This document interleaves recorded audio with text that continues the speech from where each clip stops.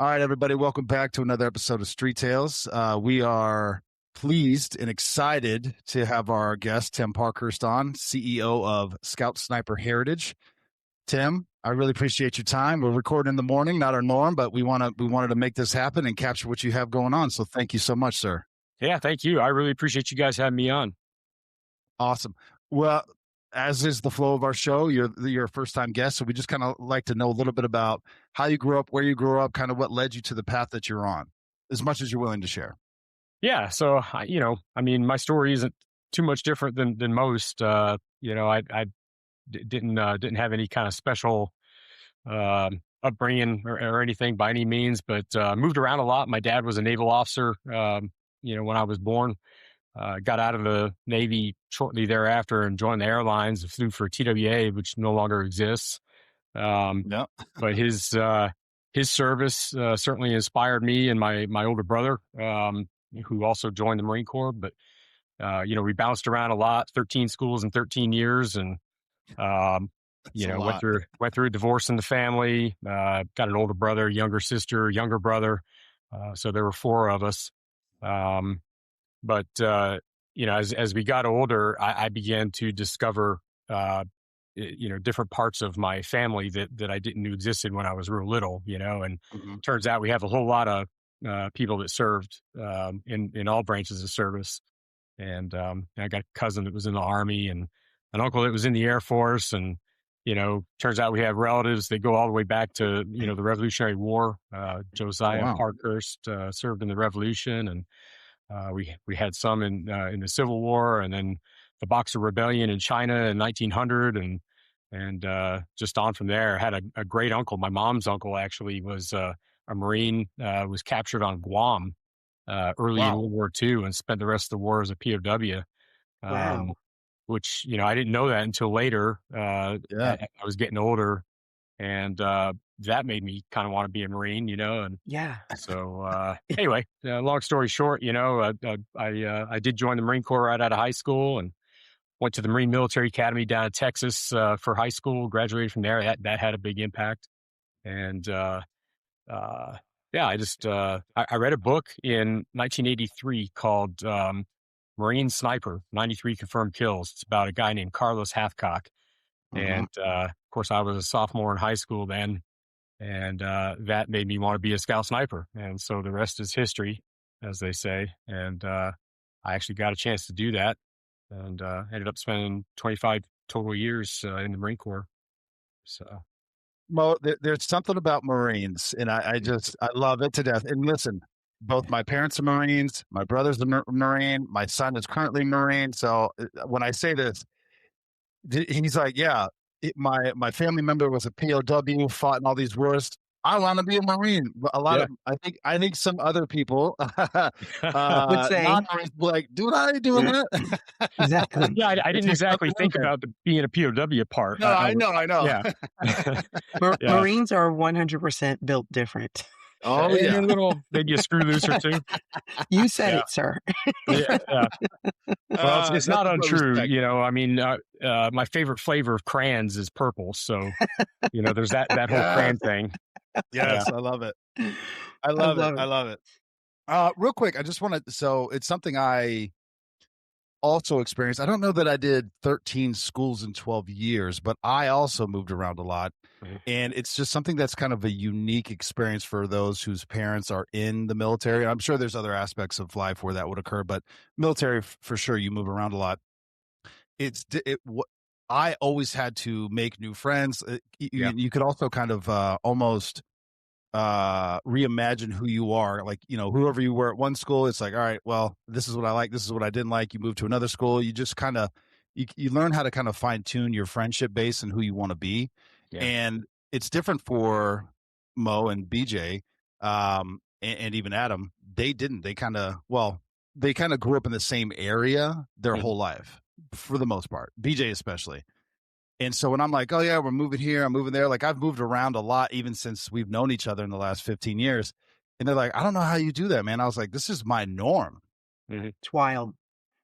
I found myself when I started having kids, my wife and I were beginning to raise a family, and I found myself being jealous of UMO, for having roots, it's for having a place that you could call home, Yeah. and we never really had that. We just bounced Yeah. around, and all the other branches of our family, my uncle was Air Force, so his family bounced around, and my cousin was in the Army, and he lived in Germany for 9 years, and you know had 3 kids before he came back to the States, and his mom never met her grandchildren for 9 years.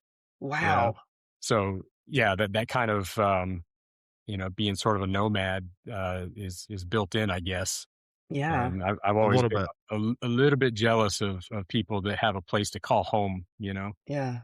Yeah, I Well, I will say shout out to military spouses too. yeah. yeah, right. Oh my Yeah, God. I will tell you that in general, that was one of the reasons for me, a deciding factor why I didn't go in the military, yeah, because I was like, I don't want to move when they tell me to. So yeah, I'm going to end up in trouble. So no, thank you. Mhm. yeah, yeah. But It's a different way of life for sure. it is.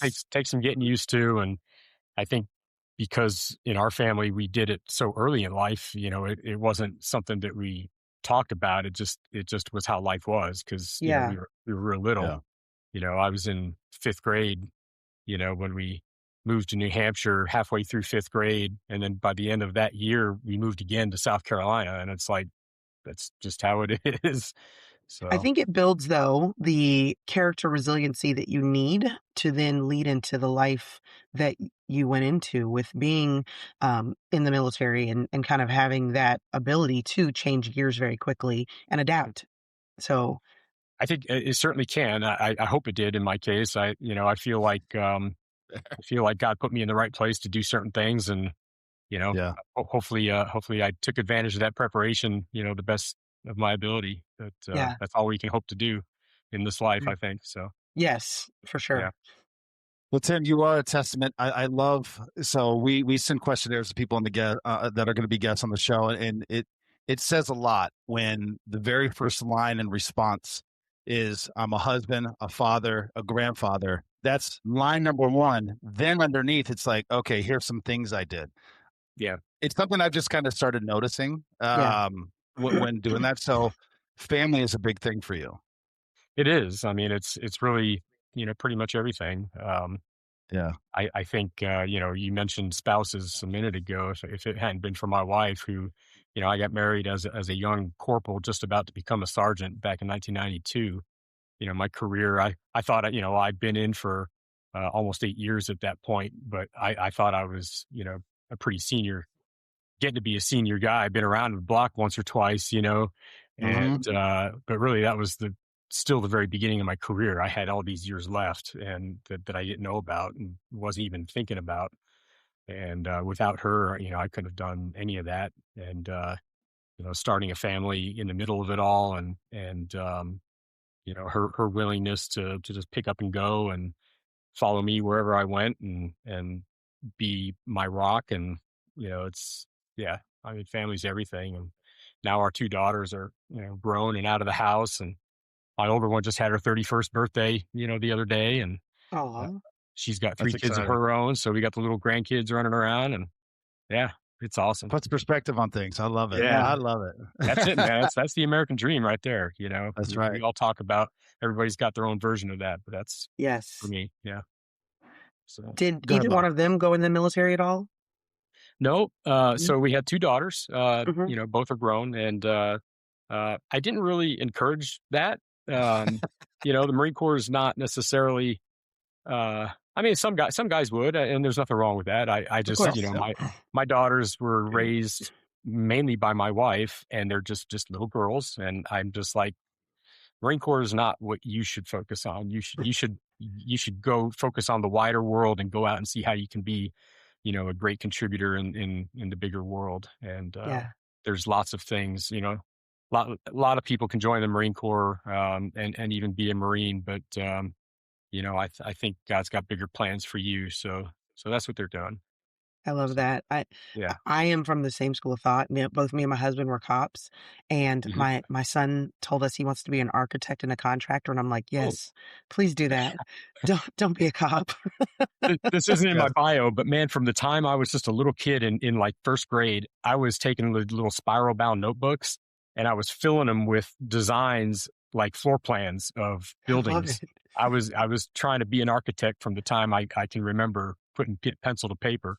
And that never happened because somewhere along the way, somebody told me that architects really don't make that much money unless they unless they start their own firm. If they're working Yeah, for yeah. somebody else, it's like for a It's professional brutal. degree, it's not that much money. And Mhm. and I was like, maybe, yeah. Then I was like, getting into the Marine Corps at that time too. So kind of switch It's a gears. yeah, Yeah. different path. Yeah. Different path. Yeah, Mo's son is he's a 60-year-old man in an 8-year-old body, so he's a different Yeah. he's a different kid. That's Amazing. awesome. It's true. Um, it's true. Now below that, and we're going to touch on it and come back to it. So just to set it up a little bit, you're also the CEO of Scout Sniper Heritage. Could Mhm. you just we're gonna fully flush that out, but I kind of want Yeah. to just guide where we're going. So could you touch on Scout Sniper Heritage? Love Yes, it. I Yeah. love Yeah. it. Love it. Well, so this Yes, is what we're all about right here. We're trying to that's right. build a Marine Scout Sniper War Memorial. Mm-hmm. So I was a Scout Sniper for a brief period of time back in the early '90s with 3rd Battalion, 5th Marines out at Camp Pendleton, California, and I was proud and privileged to have been a part of that little community. And many years later, after I was long retired from the Marine Corps, a friend of mine that I've gotten to know very well and who worked with me at the Scout Sniper Association, which is like our membership organization for guys like us. He said, "Hey man, there's no memorial, for our fallen." Mm-hmm. And I'm like, I mean, I hadn't really thought about it. We're busy having events and get-togethers and helping our Mm-hmm. members and doing different things like that. And I hadn't thought about that so much. And he said, "Yeah, man. I mean, we've lost a lot of guys, and there's no memorial." And I'm like, Yeah. hmm, you know. So we all kind of collectively were having this conversation, and this has been almost 4 years ago when that first got brought up. And uh, the more we thought about it, the more we thought, yeah, there should be. Mm-hmm. A few guys were getting a little indignant. It's like, yeah, why isn't there? And well, if anybody's going to do anything about it, it's probably going to have to be us because nobody else Mm-hmm. cares. Right. And so, as the board of directors of the Marine Scout Sniper Association, we decided collectively that we were going to pursue this challenge and try to build a memorial to honor our fallen. And we did that officially. Started taking steps in 2023 to make that happen. And then in early 2024, my time on the Scout Sniper Association board of directors was coming to an end. We actually have term limits. So my term limits were coming up at the end of 23. And so in January 24, they appointed me the founding president of the new organization, which is the Marine Scout Sniper Heritage Foundation. And so for just about 2 years now, by March, so actually it was 2 years ago last week that we appointed our board of directors Okay. and started working in earnest to try to do this. So we've been fundraising, been kind of finalizing the plans. Things really fell into place quick. This is one of those things where it was like you couldn't have imagined that it would have gone as smoothly as it did. And all that's left to do really is fundraising. But Mm-hmm. the whole plan to do this sort of happened organically. And our sculptor, he was kind of chosen by acclamation. We had a Scout Sniper reunion up at Quantico, Virginia in 2023. We had 105 Marine Scout snipers all in one place. And there was a guy named Sabin Howard, who is a world famous sculptor. He completed a sculpture called A Soldier's Story, and it's the Okay. centerpiece of the National World War I Memorial in Washington, D.C. Oh, So if you ever wow. get up to Pershing Square in D.C., just on the east side of the White House, Pershing Square is the site of this memorial. And, it only took the U.S. government, over 100 years to finally get around to building a memorial for the World War I guys, right? Uh-huh. But I know it Sab- well. yeah, yeah. So Saban was a big part of making that happen because, not only did he sculpt this amazing work, but he actually had to fundraise because the federal government didn't kick in their half like they were supposed to. So he had Oh, to fundraise towards the end and Mm-hmm. raise the other half of the money. I don't remember the exact amount, something like $45 million total or something to build this thing. And he had Mm-hmm. to raise like half of it or something. And so just a tremendous patriot, and a fantastic fundraiser apparently. But oh, more than that, for our purposes, he was his ability to take human emotion, movement, and just the spirit of a human, and put it into clay and then cast it into bronze is wow. just unparalleled in the entire world. He's like the Michelangelo of today. Mm, Um, wow. they would be peers if Michelangelo was still alive. Mm-hmm. Um, but it was just a crapshoot. I just picked up my phone and called the number on their website one day, That's and amazing. yeah, and it went to voicemail. I'm not expecting a call back, and then a couple days later, I get a call from an unknown number, and I'm on my way into work. So I'm literally opening the door with my arms full of stuff, trying to get out the door to go to work. And this lady says, "Yeah, this is Mrs. Howard, Tracy Howard. I'm Sabin Howard's wife." And I'm like, "Oh, Oh, oh," and everything Drop just like everything. flies, and I'm dropping stuff, and I almost dropped the phone, and I'm like, Yeah. "Whoa!" So, I mean, she returned my call. I'm like, "Holy cow!" Yeah. And that led to some conversations, and he came to that reunion in 2023. He and his wife came just to meet us and see who we were, and they kind of fell in love with us. I don't know why. I mean, we're a bunch of, you know, we're just a bunch of dumb grunts. But they really did. They fell in love with the cause. We Mm-hmm. you know had him come and to our banquet there at the National Museum of the Marine Corps, and he gave a presentation on his work on the World War I memorial, and Mm-hmm. all the guys were just like, "Whoa!" Some of the guys, some of our guys were sitting in the back, just tears streaming down their face. And wow. it's like, how does that happen? This guy's talking about sculpting a statue, and these dudes are in the back crying.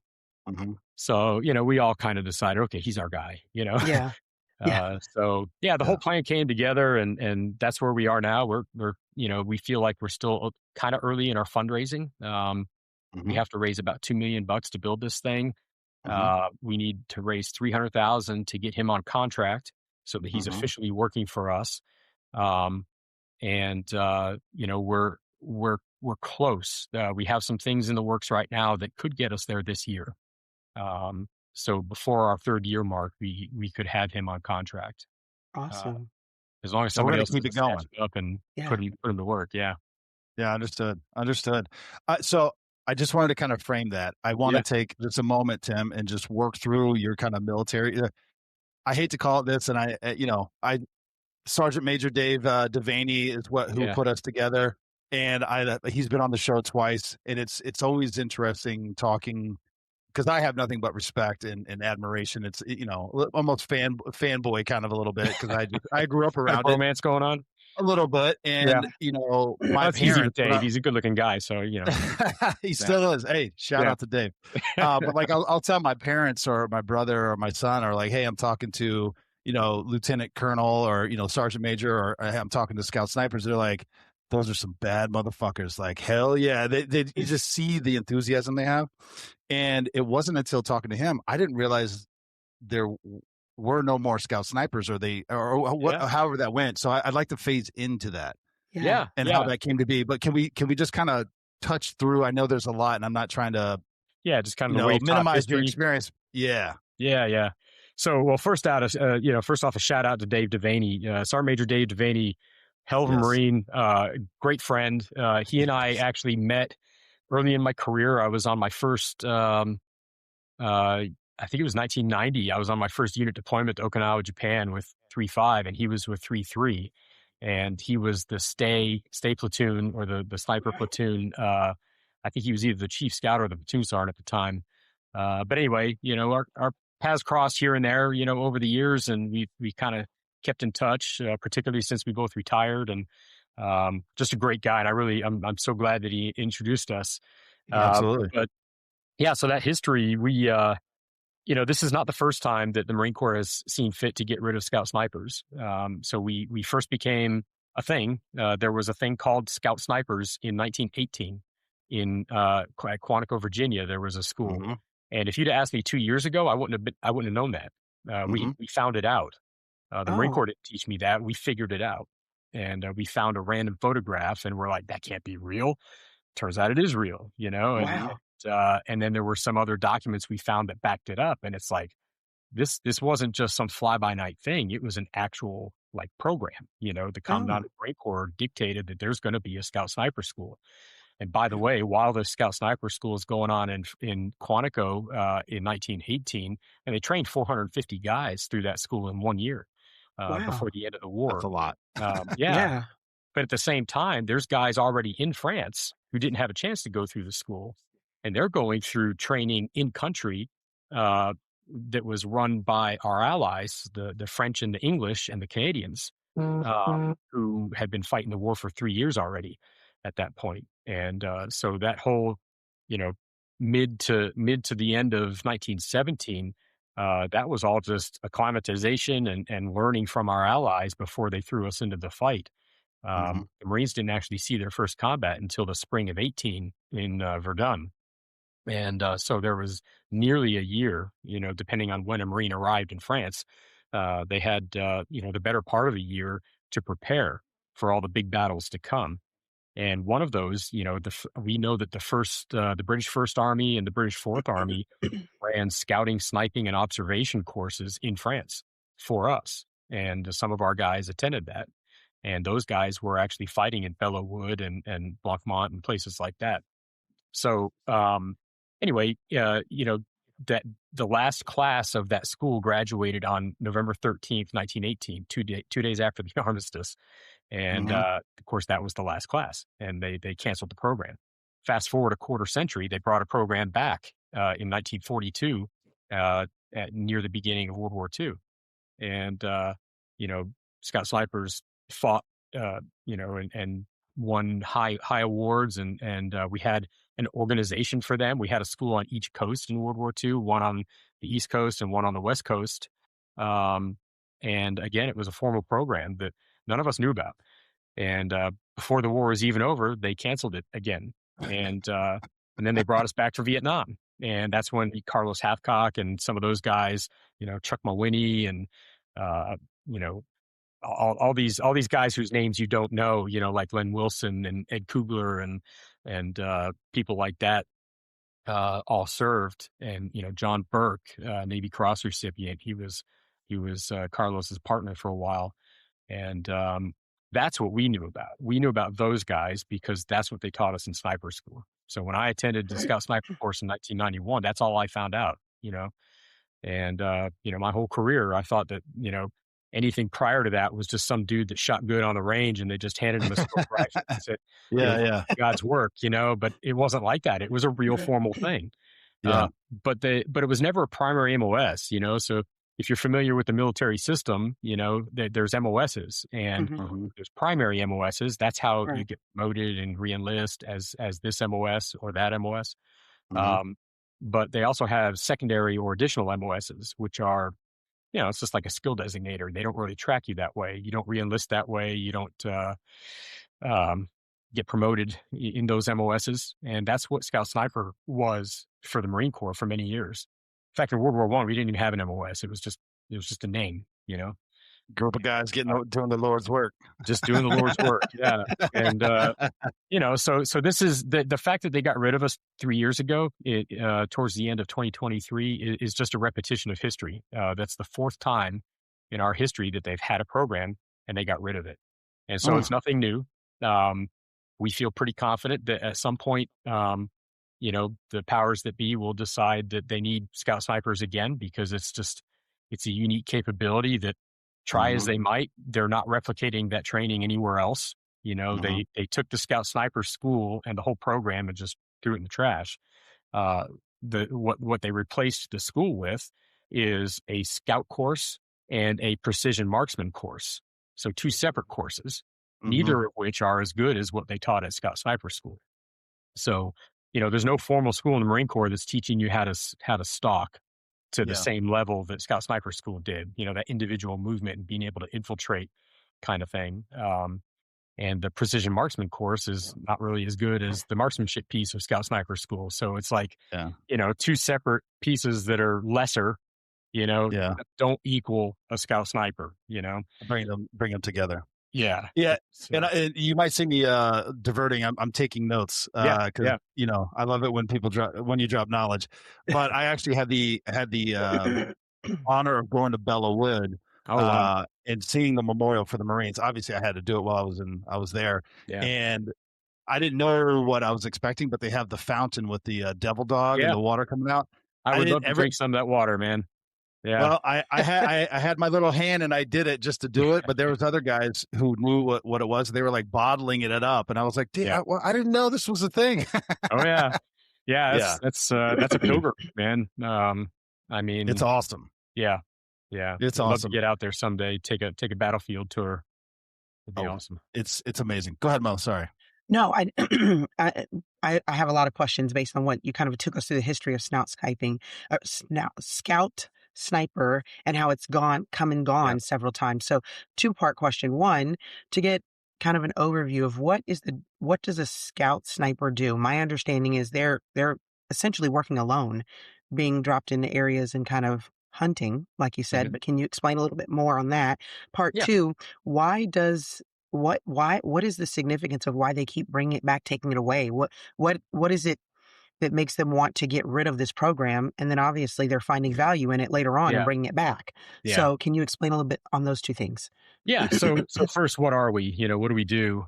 So the definition of a Marine Scout Sniper when I went through the school was a Marine who's highly trained in field skills and marksmanship, who delivers long-range precision fire on selected targets from concealed positions in support of combat operations. So that's the technical thing they would make us remember under stress, Sounds and badass, though. on demand. So, but essentially, I mean, the name speaks for itself. You got Scout and you have Sniper. And so a Scout, pretty self-explanatory. It's the guy that goes and scouts out the enemy. Where is he? What's he doing? Is he, what's his disposition? How many are there? Where are they going? Are they going anywhere? Are they preparing for something? All it's information gathering. It's being the eyes and ears of your commander, and collecting and reporting information that can be used by your unit to make decisions to help win the battle. And then the sniper part is purely shooting, taking out those selected targets from a concealed position so that you don't get caught. And we're not just taking any old guy out. If there's some soldier walking across the battlefield, we may or may not take him out. But what we're looking for is the high value targets. We're looking for commanders. We're looking for, communications people. We're looking for people that operate specific kinds of equipment, whatever. Something that's going to have a larger impact than just shooting a grunt, to make it worthwhile to give up our position to shoot them. And sometimes we're assigned that particular shooting mission ahead of time. Sometimes it's up to our discretion, when we're out there on the battlefield. And so that's what a Scout Sniper is. Kind of how it came to be. Going back to World War I again, we had a guy that was at Quantico teaching, and he was actually assigned to be the senior instructor for Scout Sniper School. His name was Captain M.M. Marsden. And Captain Maurice Marsden was a Canadian Army officer. He was not American. He was in one of the very first Canadian militia units that was activated and sent over to France to help fight the war in 1914, a unit called the Western Scots. And he was a school-trained sniper in the Canadian Army because they had them. And he got wounded in the left eye when he was over there. And obviously, if you can't see, you're kind of useless on the battlefield. So they sent him back to England, and they sent him back to Canada, and then eventually they sent him to us when we got into the war, and he was our senior instructor down there. And that photograph I mentioned that we found that told us that we had Scout Snipers, he's in the picture right in the middle, sitting next to the commanding officer of the school. Wow. And he's sitting there, with his arms folded, looking all hard, and his eyes droopy because you can tell he got wounded in the eye. And he's got this funny little hat and this tartan sash, so he's wearing like a Scottish kind of uniform because it's the Western Scots, right? And looks like a total badass. And but those guys gave us the term Scout Sniper. Got it. Canadians were talking about scouts and sniper scouts and snipers and using those terms together and interchangeably for Mhm. 2 or 3 years prior to us even getting into the war. And so Okay. when they came, and they were starting to train us and we were developing these relationships, we started picking up their lingo. And actually, one of Captain Marsden's compatriots, a Lieutenant Colonel Pete Anderson, wrote a book that was published in early 1918, and it ended up being used as a textbook in that school at Quantico. Oh, And it was called Scout Sniping, you know? Mm. And so Pete Anderson, was from the same regiment as right. Captain Marsden. And, but he wrote that book, and he also wrote another book that's more of a memoir later after the war. And he talks about scout snipers in like 3 different places in his book and how important they were, to the Canadian effort, and how he was a proponent of this new, tactic, technique, and procedure or whatever. And uh, so that kind of rolls in. The reason they kind of come and go is because, and that rolls into your second question. I think that people are genuinely still just afraid of the word sniper. They're just scared of it. It's, you say the Mhm. word sniper, and in modern, contemporary uh, ideas and things like that, stories, whatever. I mean, if you go to Washington D.C. and you say sniper, you think of the D.C. sniper. You think of that Right. Mhm. Leroy Malvo guy that hid in trunks of cars and murdered Right. people. Right. You know, um, People indiscriminately use the word sniper to describe criminals on the streets who just happen to take a single shot and kill someone. That's not a sniper. That's a freaking No. criminal, Right. right? A sniper is a Mhm. military asset that we protect our own. That's what we do. And so we Mhm. actually, we all kind of cringe when the news media starts throwing the word sniper around, Mhm. describing criminals, because we're not criminals. No. Yeah. And but that sort of way of thinking about snipers, and back then 100 years ago, that sort of warfare was still considered by some leaders in the military in general, not just the U.S., but all the Western powers sort of looked at sniping as ungentlemanly. Mhm. We were just coming out of the Victorian era, Mhm. and it was just, it Mhm. was a different way of thinking. And It was. War is dignified, but being a sniper is ungentlemanly. yeah, right, Yeah, yeah, because exactly. you're assassinating someone. It's Yeah. like, well, yeah, but the Germans learned very quickly that it was, a necessary asset on the battlefield, and that's why we had to form snipers, because we had to counter the Germans. Yeah. And the Brits and Canadians and the Aussies and all them, they learned pretty quickly, and so we learned from them, and it just kept on. So yeah, I think part of it still to this day, there's that residual kind of disdain. The snipers is kind of dirty work, break glass in case of war sort of mentality, Mhm. and Mhm. Mhm. they just don't want us around. They feel Whereas like it's I'm listening to you talk about this, and my thinking is, what a way to minimize the casualty loss with Mhm. taking out strategically the people who are the Yeah, ones that are Yeah. going to make the most impact, and therefore in the war quicker. yeah, yeah. Call me Well, so crazy. Carlos Hathcock, that the book that Charles Henderson wrote about him back in Mm. 1983, Carlos talked repeatedly about, hey man, I'm not out there to just slaughter the enemy. That's not my focus. I mean, Mhm. I killed a lot of enemy, but my focus was on taking care of and supporting the grunt on the ground, and making Mhm. sure that, because we're out there with high powered optics and things like that, and the tools to be able to see, and the Right. training to be able to observe the battlefield and figure out what's happening. And you see a friendly patrol 800 yards away walking through a valley, and you see an enemy patrol that's setting up an ambush that they're about to walk into. You can disrupt that. Right. Right. You can stop that before it happens. Yeah. Even in the modern era, Iraq and Afghanistan, scout snipers were, angels, were providing overwatch for our convoys or for foot movements and Right. patrols and things like that. So it's always been about protecting our guys. We are infantry, and that's one of the unique things about Marine Scout snipers is we're all infantry. And we come from the infantry, and typically when we join a Scout sniper platoon, we stay in the same infantry unit that we came from. Typically, at least for a little while, and then maybe move on later. But Yeah.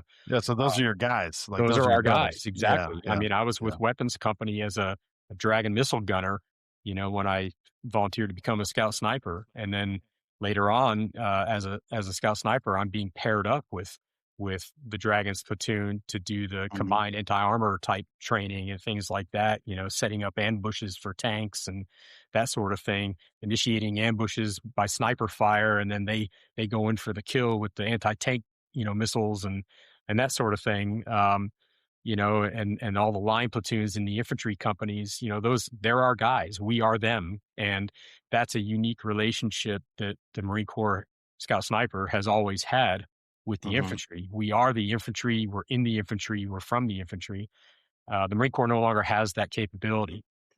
They have snipers. They have recon snipers, but they don't belong to the infantry. They belong to recon.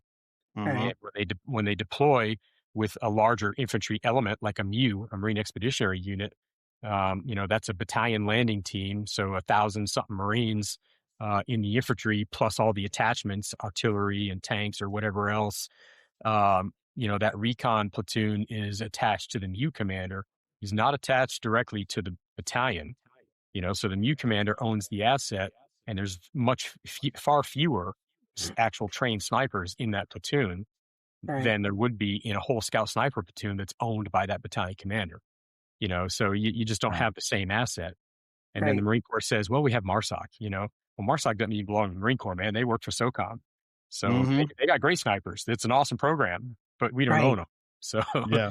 So they yeah, think they're Well, filling the hole by using these other assets, essentially? that's what they said officially, a couple of years ago when they disbanded Okay. the scout snipers. They said, oh, but we still got snipers in the mhm. formal Right. message that announced it. Yeah, but it's not the same. It's Yeah. very, very much Yeah. not the same. So Got it. Yeah, and this is not the show, and Tim, we might have to have you back on, but there's something there. Well, it's the over reliance on technology. Like, oh, why do we need a scout sniper to do recon? We have drones and satellites and all that. guess who's You running can't the drone replace attack somebody's. team for the Marine Corps? A Yeah, scout sniper. yeah, and it's Yeah, like you can't replace that human. A person can feel like something's not right, or all the yeah, experience and the knowledge that they have. A drone can't do that. A satellite can't yeah, do that. And also, you're taking these images for somebody who may be thousands of miles away, going, "Oh, this looks like this." Well, you're not there. You're not on Right. on the ground. You're not seeing. yeah, You can feel when something's off, or there's a shift in movement, or like, hey, they're about to do something Right. because their patterns have changed. You see what I'm saying? Like, yeah, you yeah. can't replicate that with Can't with read the AI room or if you're anything not in else. the room. No. Yeah, exactly. Yeah, That's How are you supposed to perfect. do it? Read One heat signatures. Well, there's 6 guys instead of 7. Right. Something. No, that's not how it works. Right. yeah, yeah, Yeah. It's yeah. I have one No. other question. So you were saying too, like that how the military doesn't it has a sniper is kind of a bad word and makes them feel a certain Mhm. way. Do you Yeah. believe that that is why till today we don't have a memorial to represent what the work that has been done? Because they No, just kind of, or is it some other No. reason? yeah, no. I don't think that's it. I mean, it would be bitter of me to take that stance. I don't think that's it at Fair all. enough. I just think no one's ever gotten around to it. We're a very small community. Our casualty numbers relative to our size are very high. The Mhm. percentages, um, I mean, we've had more than a couple hundred killed in action over the years. Our active Right. duty community has only ever been 300 or 400, Oh, and we're at like half that. yeah. So you take any other community of Marines, let's say I don't know how many communications Marines there are, for example, in the Marine Corps. Maybe there's 10,000. I don't know. If 5,000 communications Marines were dead, somebody be building a memorial. You Right. know, Mhm. um, and there's all kinds of communities that have memorials. The Amtrak Marines, the guys that drive the tracks, the Gators. Mhm. Great community. We love our Gators, man. They get us to and from the fight, and they bring guns to the fight. On top of Mhm. their tracks. They got the Mark 19s and the 50 cals and stuff, and God bless them. They're building a memorial for their community in the same park that we're putting ours up there at Oh, Mhm. the National Museum of the Marine Corps. very They're cool. getting ready to unveil it later this year, I think, which is awesome. And but there's a lot more of them than there are us, and Mhm. we've got Medal of Honor recipients going back to World War One. We have one posthumous, and we have one in World War Two who's posthumous, and we have one from the War on Terror who thankfully is still living. And from such a tiny little corner of the Marine Corps, to have produced such legends, and such acts of valor. Our motto is to remember the sacrifice and honor the legacy. And, Right. that's what we're really trying to do. And there's so many stories, individual stories of heroism and valor, and collective stories. Because you mentioned about, going out individually. We don't go out individually. We're always a team, even if it's just a Okay. two-man team. Mhm. We're always working together with someone.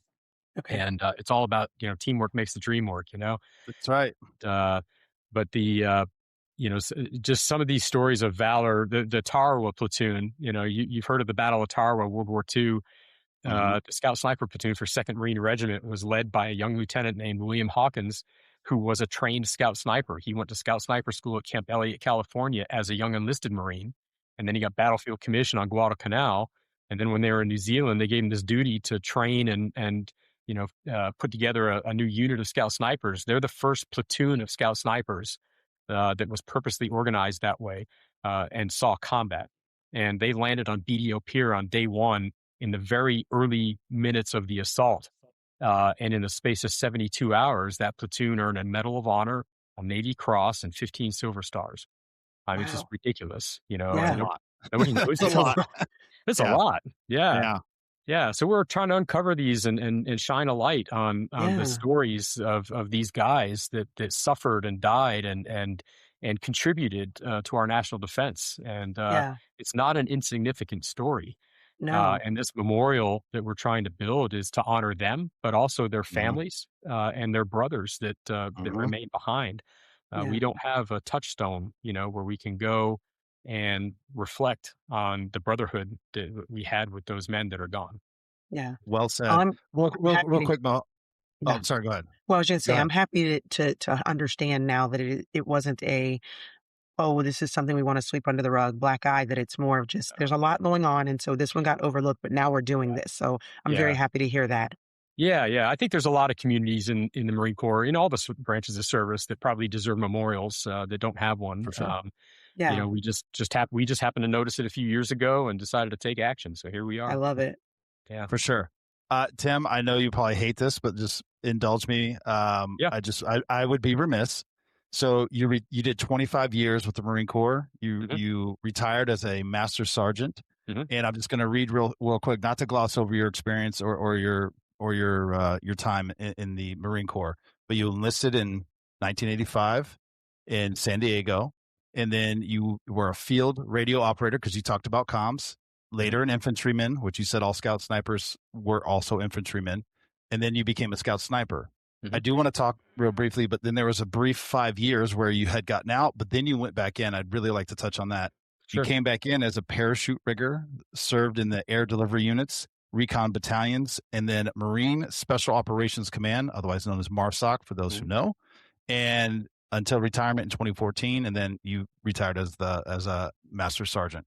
You deployed to Panama in 1989, Desert Storm in 1990, 1991, Iraq in 2008, and Afghanistan in 2010, 2011. Wow.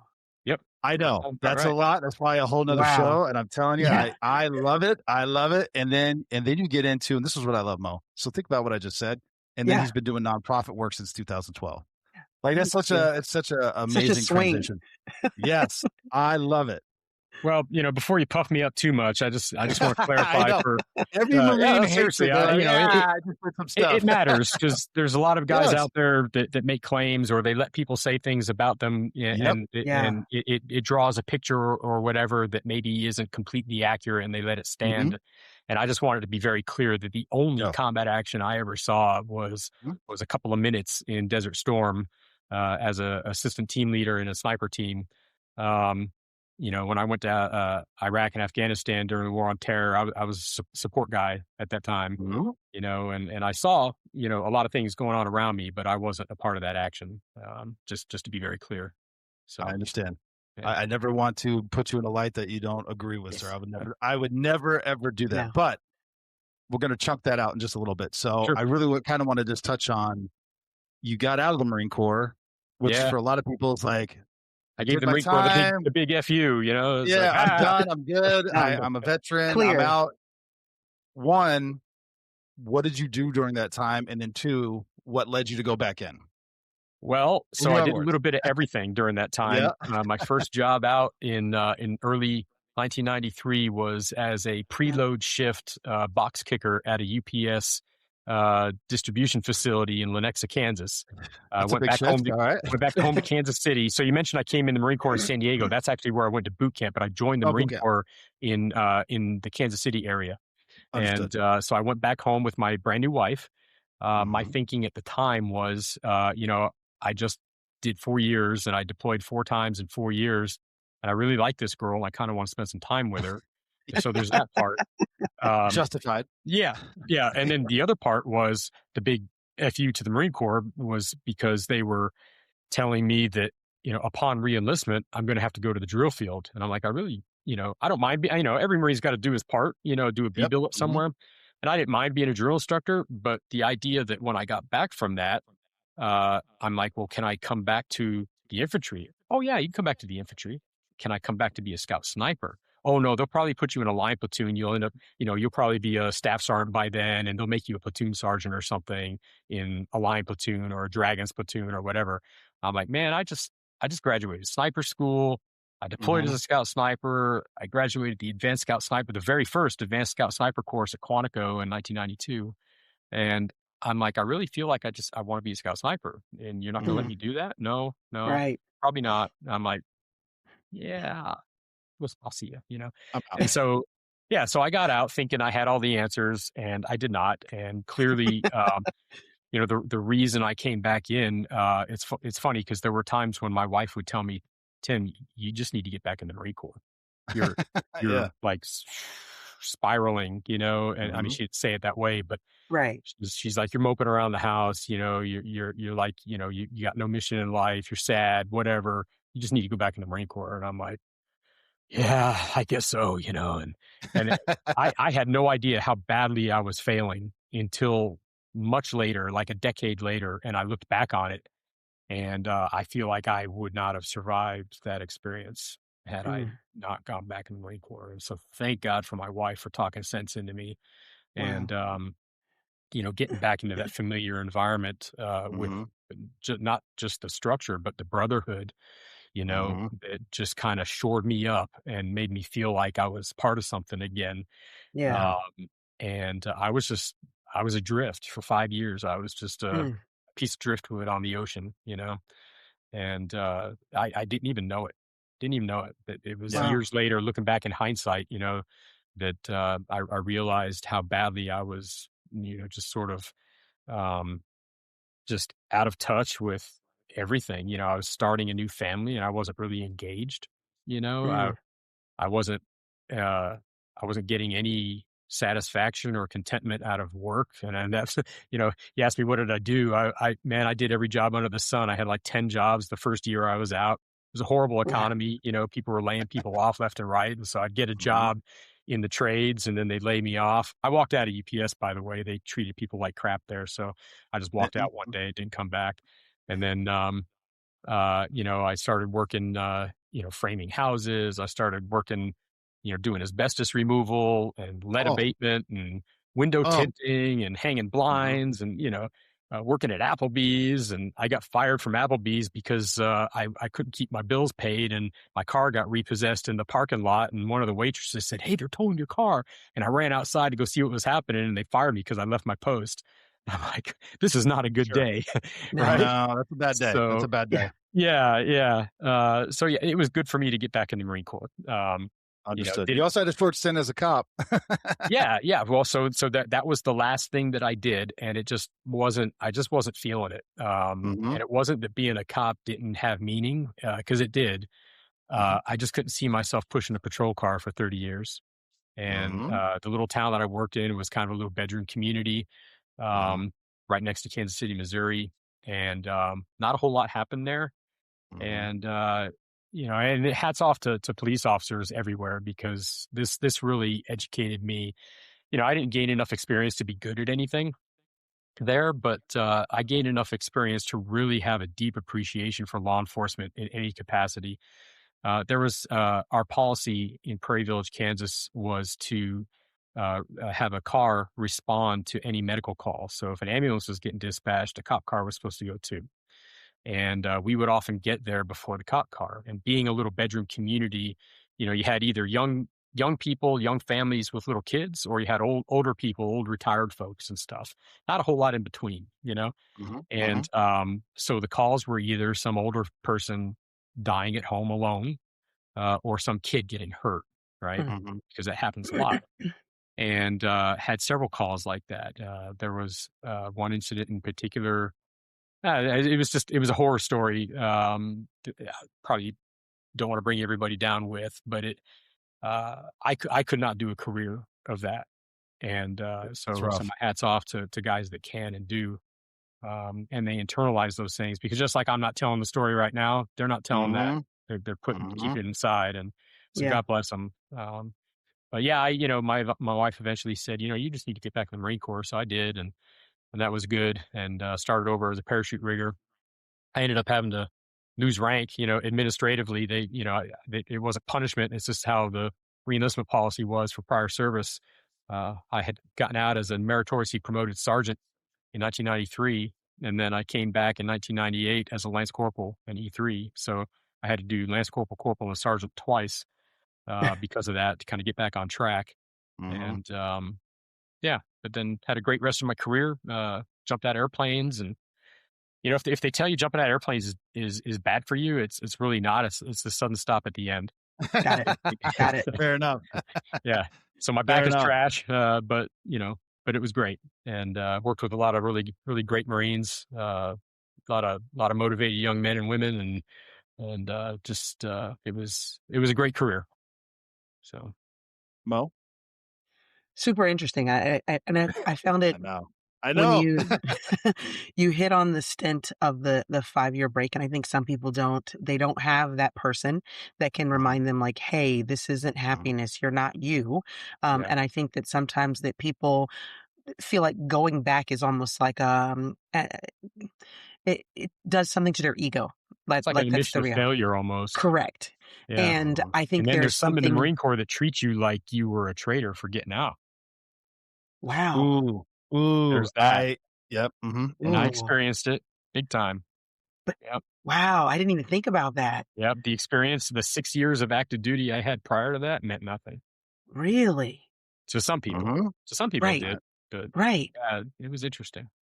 That's incredible.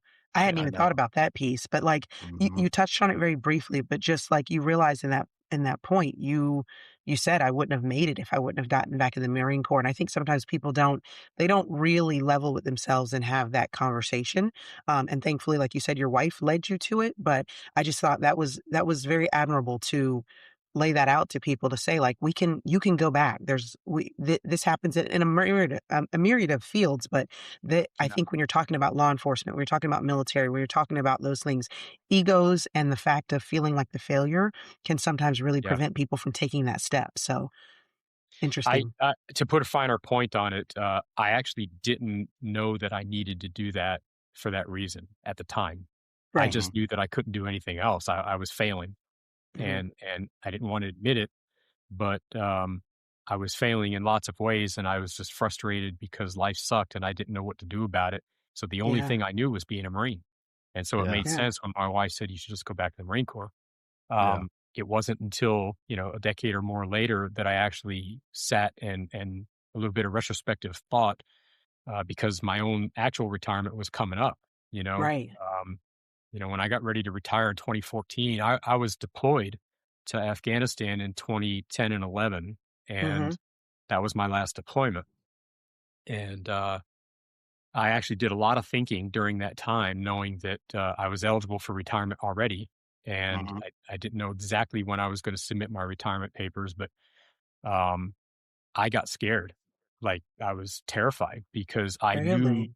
I knew at that point what I had gone through during the 5 years I was out, and I didn't want to Good. repeat. you know, Ah. I wanted it to be different. And I Yeah. knew that if I wanted it to be different, I was going to have to do something different. I was going to have to Yeah. take different actions, get a different mindset, prepare myself different. And, I still think it didn't work out perfectly. There were some hiccups in my transition when I retired, Right. but it's gone much better, obviously. And, I'm happy. I'm content doing what I'm Mhm. doing. But, uh, it's the great unknown. And when you spend a Yeah. significant number of your years, giving everything you have to an institution, and a lot of law enforcement and military guys are like that, you know. Yeah. There's some that drift through their career and they don't really wholly give themselves to it ever. And Right. they just drift through, and for whatever reason, they aren't booted out and they manage to make it to retirement, and, good on them if they're lucky enough to do that. Right. But if you're the guy that was all in heart, mind, and soul, Yes. then when it comes time to switch gears, it's really hard. Those gears are Yeah. rusty, and Yeah. it's difficult to reframe your existence and your value uh, in any other terms than the way you've lived for the last couple decades. Hmm. And so I thought to myself, nonprofits. That's what I got to look into. I got to look into nonprofits. And this is in 2012. I'm sitting in the operations center for Second Recon Battalion. And we had a little lull in the action where there wasn't much going on. And I'm thinking to myself, yeah, I need to look into this, And so when I got back to the States, I found a couple of nonprofits that I thought were interesting. And there was one, really good one. I still love them. They're called Sheepdog Impact Assistance. And they have an unofficial slogan, I guess. It's "Get off the couch," and they try to engage, veterans and law enforcement and anybody that wears a badge, basically. So law enforcement, EMS, fire, and military are kind of in that category of sheepdog. Right. And there's local chapters all over the country for sheepdog. And I started one there in the Camp Lejeune area in North Carolina back in 2012 or 2013, somewhere in there. And it was great. I enjoyed it. I loved it. Great mission. And then I started getting busy with things and started having some of my own challenges. And because the leadership of that organization was all the way out in Arkansas, and I was kind of alone and unafraid doing my thing in North Carolina, Right. I didn't really have not their fault at all. It's my own fault. But I just retired and I was trying to do the sheepdog thing, trying to work, trying to do whatever. And I kind of was cut off from that community again. Didn't feel like I had the support, and I just withdrew into myself again. Right. And then at some point, something changed where I decided, okay, I need to, because this is very reminiscent of the first time, so I need to do something else. And, so I started re-engaging with folks, and I found the Marine Scout Sniper, USMC Scout Sniper Association, and started volunteering with that. And that's what brought me to today. Ultimately, I did 6 years there and now 2 years here at the Heritage Foundation. And, I think having that purpose, to help a community that I'm a part of, a more specific community, rather than just the general, kind of veteran community and all that, Yes. made it easier, for me to identify with the guys that I was hanging out with. Mm-hmm. And so yeah, it's been an important part of my transition, and I've really enjoyed it. And I'm right now I'm doing that in lieu of work for a living. So that's I'm hoping it gets done quickly so the mission's accomplished and I can go back to work. Yeah. So well, we got awesome. big things. Yeah. That's awesome. One more question. I want to respect everybody's time. Sure. And I appreciate it. One more question, and then I want to get into how people can help, support, and things you have going on within the foundation. Yeah, but for sure. Last question. How do you know the former Commandant of the Marine Corps, General Al Gray? I was hoping you'd ask me that. That's a great story, man. So I got frauded into the Marine Corps by my recruiter. That's the first part. So God bless the recruiters. They do a great job. It's a hard job. But I got frauded in, and I got the boot camp, and I was supposed to be an active duty infantryman. And I got there and I found out I was a reserve radio operator. The story of how that happened is it's very different for another day. But suffice it to say that I had to go home after boot camp and radio school, and be in a reserve unit where I'm not working full time, don't have full time pay, so I got to either find a job or go to school, right? So I'm just like scrambling to try to figure something out in my life. Well, in boot camp, they gave me the choice. They said, you can either stay here on this contract and you can take your chances getting on active duty later, and that's usually pretty easy to do. Okay, great. Or you can discharge entry level discharge, and then go home, wait for 6 months, and start the whole process all over again. And I'm like, I'm already done with first phase of boot camp. I'm not going to do that part because that's the hard part, Yeah, I'm not doing that again. And so I decided I was going to stay at boot camp and graduate and take my chances trying to augment to active duty later. And so I got out there, and when I decided to start putting in packages to go to active duty, I did not know, and neither did my recruiters, quite frankly. But the Gramm-Rudman bill passed. And that was in January of '88. The Gramm-Rudman bill is the first of the big budget cuts. And one of the very first things the Marine Corps did administratively is they just decided that they're not going to augment anybody from the reserves to active duty without a special case kind of thing, but that sort of thing that was so easy a year ago is not easy anymore. And I didn't even know. Jeez. So I spent a couple of years trying to do that. And it keeps getting denied. And I'm like, well, there's nothing wrong with me, I don't think, unless somebody's saying bad things about me behind my back, Right. And so I'm in the recruiting office in Overland Park, Kansas. And, I'm in my dress blue Deltas, working with the recruiters as if I'm a recruiter, but I'm not. I'm just a reservist, and trying to put myself back in the Marine Corps. And one of the recruiters says, hey, man, General Gray's coming to give a speech at a Navy League thing downtown. You should get a ticket and talk to General Gray. And I'm like, can I do that? And they're like, you buy a ticket. Anybody can buy a ticket. And I'm like, huh, okay. So I bought a ticket, and there was actually a friend of mine who was a poolee. He was getting ready to go to boot camp. And he put on his suit, and I put on my service alphas, my green uniform. And, I'm a Lance Corporal at that point. And we both bought tickets to this event at the Hyatt Regency downtown. And we opened up the door of the big meeting hall, and we were a couple minutes late. So don't tell anybody, right? Well, I go to open the door, and it creaks really loud. And I poke my head in, and there's all these officers filling the entire ballroom, and they're all in their dress whites, right? Completely different uniform. So I'm in my greens, standing out like a sore thumb, standing in the back of the room by this door that just announced my presence. General Gray's talking, and he stops, and he looks at me, and he does this, like, come on in. And then he starts talking again, and I'm like, oh my God, right? So I go and I find myself there. All the tables are full. I go find a place in the corner to sit, and me and my buddy, we just sit there quietly, try not to be embarrassed until the end of the speech.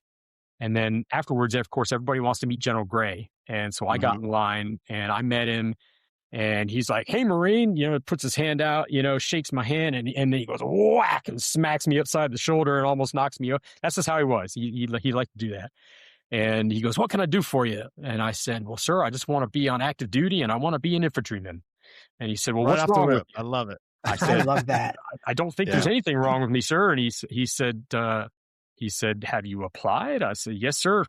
10 months straight, get denied every single time. And he's like, I know why. And he said, where are you? I said, I'm right here in town, sir. I told him. He asked me all the questions, and I answered all the questions. And he told his aide, he said, hey, give this devil dog my card. And he hands me this business card, and it's camouflage. It's like no commandant ever had a camouflage business card before, Love it. Like, oh, this is cool, And he said, listen, if you don't hear anything in about 2 weeks, you call me. I was like, sir, yes, sir, and aye, sir, 3 bags full, sir. And sure enough, 10 days later, I'm in the recruiting office. And the recruiting station CO, who's a major, comes stop. He comes in the front vestibule, the outer doors, and it's a joint recruiting office. So you got the Army, Navy, Marines, everybody all there. And so boom, the door opens, boom, the second door opens, and you hear boom, boom, boom, boom, boom. Parkhurst, where's Parkhurst? And I'm like, oh my God, he's going to murder me, You're like, I don't want. Yeah, he comes into the Marine office, and everybody's attention on deck. And I'm like standing at attention. And he's like, and he's got this like sheaf of papers in his hand. He's like, I don't know who you talk to or what. And he throws the papers on the desk, and he's like, get the heck out of my office. And then he turns around and he leaves. Right. And everybody's like, what the heck? And I turned to Sergeant Jones. I said, Sergeant Jones, should I leave? He just told me to leave. And he's like, no, idiot, pick up the papers. And so I picked up the papers, and it's orders to Victor 3-5, 3rd Battalion, 5th Marines at Camp Pendleton, to assign me as an 0351 assault man, infantry assault man. I'm like, yes, I'm in. You're like, I'll leave. Yeah. So this was like mid-October of 88, and orders were effective in early January of 89. So I got on a bus and took a plane to San Diego and took a bus to Camp Pendleton, and so one day I was a reserve radio operator, and the next day I was an active duty infantryman, just like that. So awesome thank God for General Gray. Love that story. Yeah. I don't have the full extent, but Bo, just to kind of put it in perspective, my son, who's now out in Japan, he was having some stuff going on, and I was like, oh, well, I know the 3-star general out there from my prior line of work with the Secret Service. Like we talked to each other. We did at the time. It's not like we're buddies hanging out. I'm not saying anything like that, but we knew each other professionally. I was like, you want me to make it a call? We were texting. Next thing I know, FaceTime, and he's like, please do not do that. Please don't. You don't understand the shitstorm you will cause if that happens. Everyone will crash down on me. I was like, all right, I won't. Okay. Most guys want to keep their head down around the generals, But, never had a chance to speak to the man ever again, but I did see him once. Our unit suffered some casualties in a big helicopter accident. Not quite a year later, late 1989. I think it was a year after I met him. It was October 89. Okay. 2 CH-53 helicopters crashed into each other coming in for landing in Korea on a big exercise.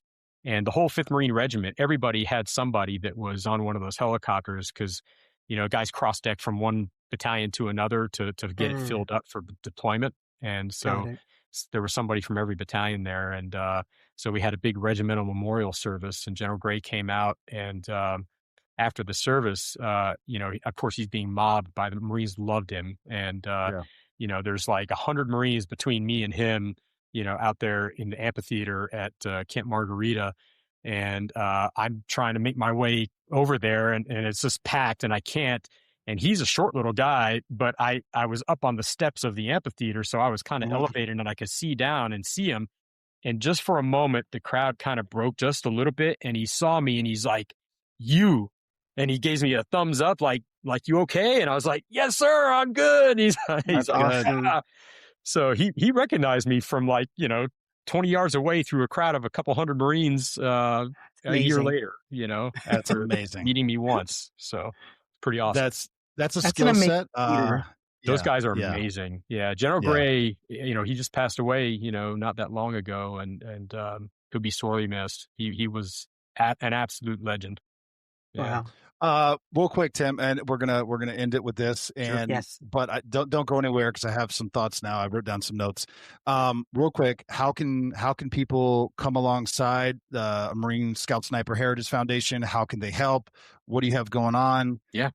We'll end it with that. Everything, all the links, clicks, everything will be in the description of the episode, and the clips and the shorts and all the other things. I'll get this stuff pushed out. Yeah. But just real quick, how can people help you? Yeah, so visit our website, scoutsniperheritage.org, scoutsniperheritage.org. We got a number of fundraising activities. Of course, you can just hit the donate button. That's awesome.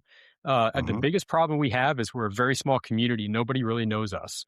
And, the fact that they don't know us means they also don't know we're building a memorial. And, we figure this is something your average American can really get behind. They just don't know. So coming on your show is huge for us because you have an audience that we don't already have. And so tell your friends, share, go to our website. And if you see something you like, share the link on your social media.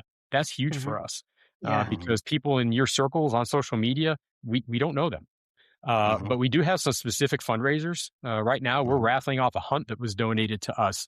It's a UK hunt. So England, right? The UK. It's a all expenses paid trip for 2 to go to England, Northern England, and hunt roe deer, fallow deer, and red deer.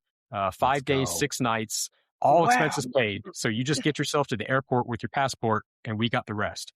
And so that's going on right now, but it ends in 2 days. So on the 16th at midnight, ticket sales end.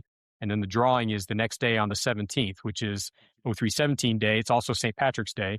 But 0317 was the Scout Sniper MOS, most recently. So So that's why that's our day, right? So Love it. Absolutely. so that's when we're doing the drawing. You'll see I'll post a video on Facebook and LinkedIn and all that about it. And but yeah, get in on that while you can. It's $20 for a raffle ticket, to win this amazing trip for two to Northern England. And the other things, I mean, we sell brick pavers. If you want to honor someone, these brick pavers are going to be placed around the memorial site when construction begins. Yes. So that's a great way to honor somebody in your family that served, or if you just want to say, hey, the Smith family loves our veterans or loves our scout snipers or whatever, or, if you served, my name, my unit, and my dates, that kind of thing. So those are for sale. We're also selling some really cool stuff. I'll let you just explore the store and check it out, but lots of ways to support. And yeah, that's it. Just visit the website, hit us up. We're on Facebook, LinkedIn, and Instagram. And just look up anything to do with Scout Sniper Heritage and you'll find us. Awesome. Amazing. Tim, Yeah. thank you so much for your time. Mo? Thank you. Again, thank you, sir. Your story is amazing. The understanding now, the history of Scout Snipers, amazing. So we Thanks, appreciate Mo. I really appreciate it. Thanks for having me on. Yes.